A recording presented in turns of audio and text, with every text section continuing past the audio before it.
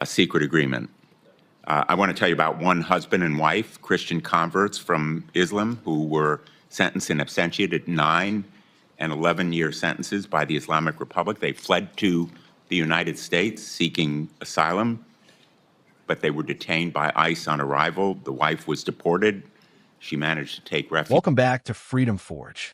If you believe in truth, accountability, and standing up for the values that built strong nations, go ahead and like this video and subscribe to the channel because we're not afraid to say what others won't. Today, we're reacting to a heated Senate hearing that's quickly turning into a flashpoint over immigration policy, government accountability, and the limits of federal power. At the center of this hearing are serious allegations involving deportations of Iranian nationals, claims of abuse by federal agents, and accusations of corruption in government contracts. Senators are pressing officials on whether the government is failing both in protecting national security and in upholding basic human rights. To the nominee. I can't control what you ask, but that's my hope. Senator Blumenthal. Thanks, Mr. Chairman. Senator Mullen, just months before the war with Iran began, the Trump administration negotiated a back-channel agreement, a deal with the Islamic Republic to deport Iranian nationals, including asylum seekers, dissidents. There have been public reports about it. CNN on January 26, 2026. New York Times reported it in a couple of articles in September and December, that flights in around that time deported tens of those kinds of Iranian nationals back to Iran as part of this secret agreement.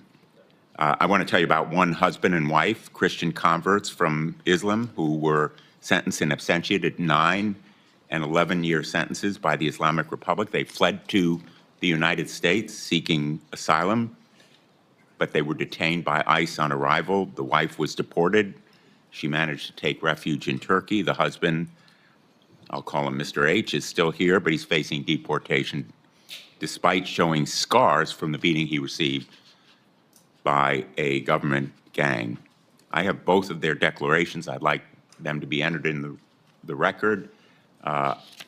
There are Iranian American organizations like the Iranian American Legal Defense Fund that have further information.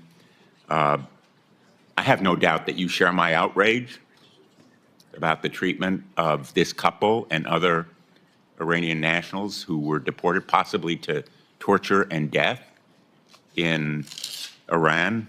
Will you agree with me and commit that we should stop deporting such people? Ma'am, sir, I don't know the specifics behind this. I think before I can talk about in hypotheticals, I would need to know what the reasons behind it, but I don't want to deport anybody that's here illegally, or here legally, I mean. And most definitely not individuals that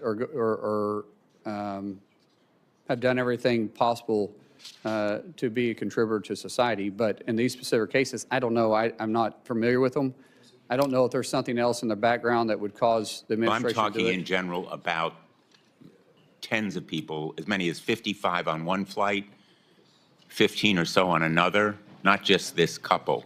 But in principle, we should not be sending Iranian dissidents and asylum seekers back to Iran. Wouldn't you agree? Sir, we do know that our enemies want to infiltrate us and use our rules and our generosity against us. And so I don't know the specifics of these. I don't know their background. I don't know what the reasons was, but I will be happy to look into it. Let me ask you about another topic. I'm glad that you've committed that there will not be the kind of review that Secretary Noem imposed on contracts above a certain amount uniformly by your office. But I'd like your commitment that you will help us investigate another abuse of authority.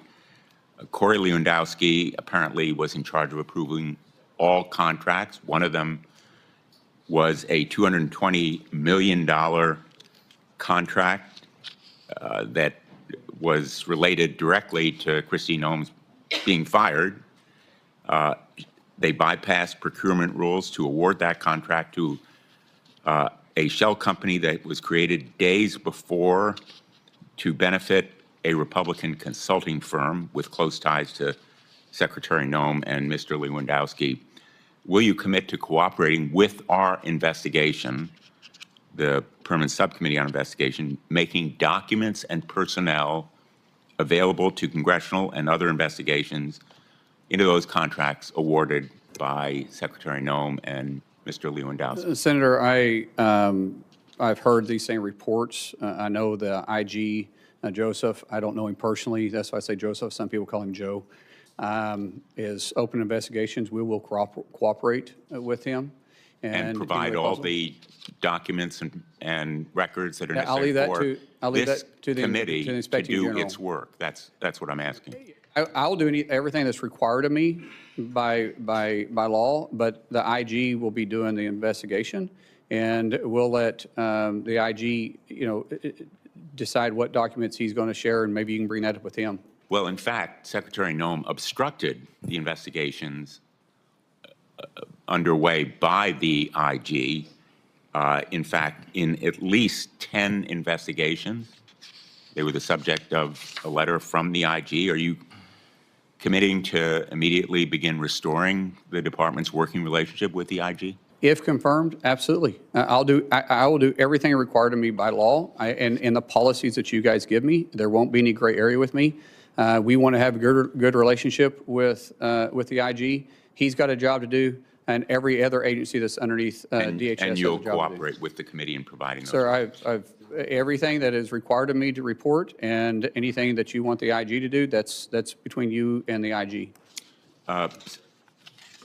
Senator Mullins, I don't think I need to tell you that the American people have been appalled and angered by what they've seen in the excessive use of force. We've had hearings before the Permanent Subcommittee on Investigation that have shown Aliyah Rahman, a woman suffering from traumatic brain injury, yanked from her car in Minneapolis, dragged by her arms, leading both of her shoulders to be torn. Javier Ramirez, a father of 4 from California, detained for 4 days and refused medical treatment for his diabetes. We documented these abuses in a report that we issued and in hearings that we conducted. One of them was Marimar Martinez, who was on her way to donate clothing at a local church when she came across agents in an unmarked car. Agents sideswiped her car. 3 masked agents in camouflage stormed out, and one of them pulled out his gun and fired at her moving vehicle, hitting her 5 times. And the agent then bragged about it. He bragged about it in a text.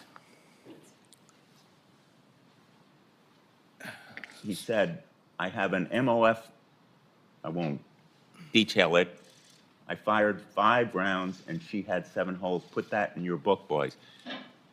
Shouldn't we be disgusted by an agent that fires at a U.S. citizen, no criminal record? She was charged. Senator Blumenthal. The charges were dismissed. Wouldn't you agree with me that that agent should not be carrying a firearm? I'm not familiar with the investigation, sir, and I don't know if the investigation is completed. As Secretary, I'm sure I'll be briefed on this. All right, time's expired. I know. Now, let's get into what really stood out here. Right out of the gate, you have Senator Blumenthal raising concerns about a reported back-channel deal with Iran, claiming that individuals, including asylum seekers and dissidents, were deported back to a regime known for persecution. That's a heavy accusation. Nobody who believes in freedom wants to see innocent people sent back to face torture or death.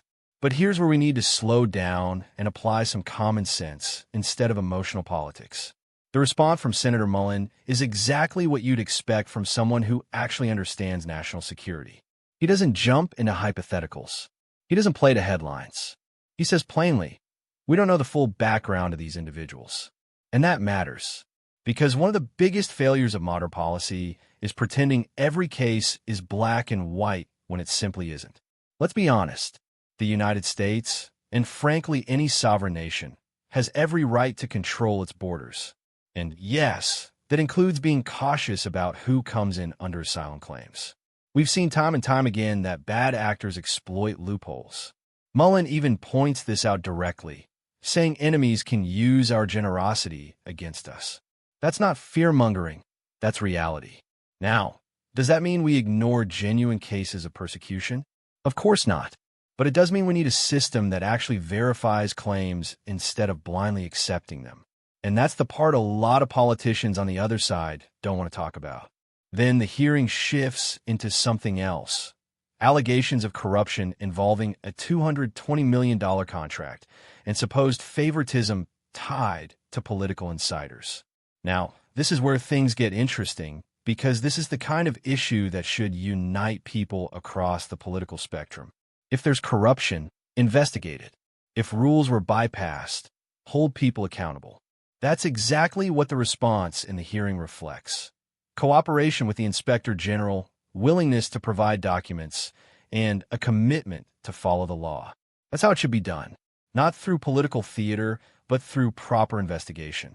But let's talk about what really drives the emotional tone of this hearing. The accusations of excessive force by federal agents. Stories are brought up about individuals being mistreated, detained, or even shot at. And look, if any of those cases are accurate and fully verified, then yes, those actions must be addressed. Law enforcement is not above the law. But again, here's the key issue: facts. Even in the hearing, the response is clear. The official is not familiar with the specific investigations. That's not evasion. That's responsible leadership. You don't pass judgment without full information. That's something we seem to have forgotten in today's outrage culture. Because here's the danger. If we start condemning institutions based on incomplete narratives, we weaken the very systems that keep society functioning. We risk demoralizing law enforcement, emboldening criminals, and creating chaos. And that brings me to the bigger picture. What you're seeing in this hearing is a clash of philosophies. On one side, a push to highlight individual cases and emotional stories to drive policy. On the other side, a focus on process, verification, and national security. As a patriot, I'll tell you this plainly. A nation that cannot control its borders is not truly sovereign. A government that cannot enforce its laws fairly is not truly just. And a system that prioritizes optics over facts will eventually fail its people. That doesn't mean we ignore compassion. It means we balance compassion with responsibility. So when you watch this hearing, don't just listen to the loudest voices or the most dramatic claims. Ask yourself, where are the facts? Where's the accountability? And who is actually focused on protecting both the nation and its citizens? Because at the end of the day, that's what matters. If you made it this far, you already know this is the kind of conversation the mainstream won't have honestly. So make sure you like this video, subscribe to Freedom Forge, and stay informed. Because the truth isn't always comfortable, but it's always worth fighting for.